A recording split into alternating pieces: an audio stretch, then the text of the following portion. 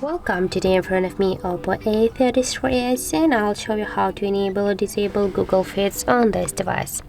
So as can you see, in my case the Google Feeds are activated, and just to turn it off, here go swipe with your finger the display, and here on the right upper corner tap on this icon, and now just go to the settings, click to the general, and here you got the discover switcher. As can you see, this the Google Feeds are activated right now, and just to turn it off, tap here once on the switcher, and now as can you see, we have now the available feed on our device. Only we stay with the Google search.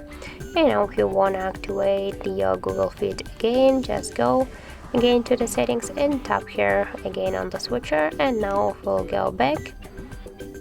As can you see, our Google feeds are activated.